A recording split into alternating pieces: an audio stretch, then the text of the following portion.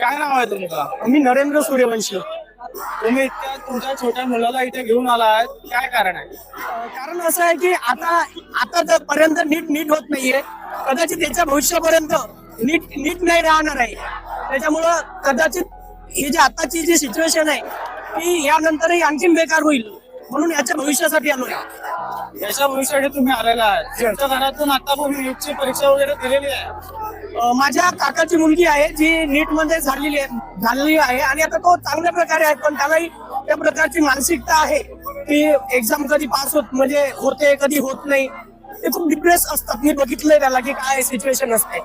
तुम्हाला तुमच्या मुलाच्या भविष्याची चिंता आहे म्हणून तुम्ही इथे आलेला?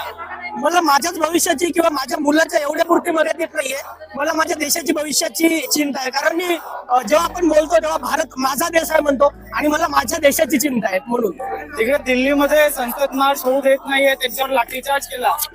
काय मागण्या पूर्ण होतील की नाही? कसं आहे माहितीये का, म्हणजे जेव्हा अन्यायाच्या विरोधात बोललेले असतील तेव्हा ही शस्त्र त्यांनी काढलेली आहेत. त्याच्यामुळं आपण मला तरी वाटत नाही की आपण आणखी स्वतंत्र भारतात जन्माला आलोय आणि स्वातंत्र्य पूर्णपणे मिळाले.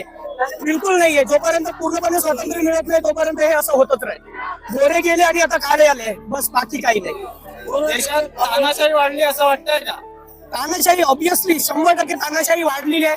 कुठल्याच गोष्टीमध्ये आता तुम्ही पाहत असाल, मी यवतमाळ जिल्ह्यातून येतो, रोज तिथं शेतकऱ्यांच्या आत्महत्या होतात.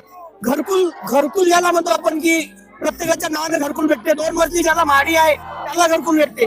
ज्याच्या घरी खायची सोय नाही त्याला घरकुल नाही भेटत आहे.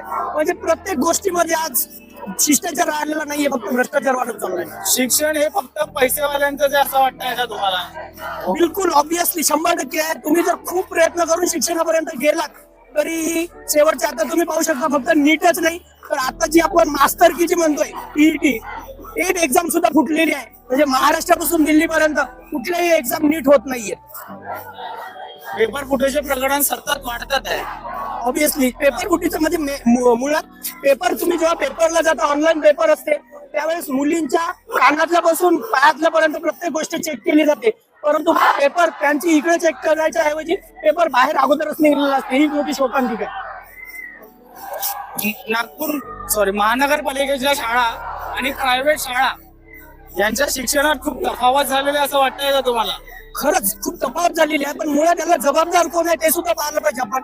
जे गव्हर्नमेंटच्या शाळा आहेत त्याच्यामध्ये जे शिक्षक आहेत ते 2-2 एक्झाम देऊन पास होऊन ते लागतात, पण त्या शिक्षकांना शिकवायचं सोडून बाकी सगळे कामं दिले जातात. म्हणून कदाचित शिक्षणाचा जो दर्जा आहे तो दुय्यम दर्जा म्हणून आपण जिल्हा परिषदच्या किंवा एनएमसीच्या शाळांकडे बघतो. जिल्हा परिषदच्या शाळेतल्या शिक्षकांना बीएलओची कामं दिलेली आहे, त्यांच्यामुळे आमच्या शाळेत शिक्षक येत नाही. म्हणून विद्यार्थी शासनाकडे मागणी करतात की आम्हाला शिक्षक द्या. काय वाटतं? बरोबर आहे. कारण काय माहितीये का, शिक्षक आजची कंडिशन तुम्ही जर पाहिली तर कंडिशन अशी आहे की जे शिक्षक लोक आहेत ते त्या मुलांच्या आईबापाला पाहत आहे बीएलओ साठी.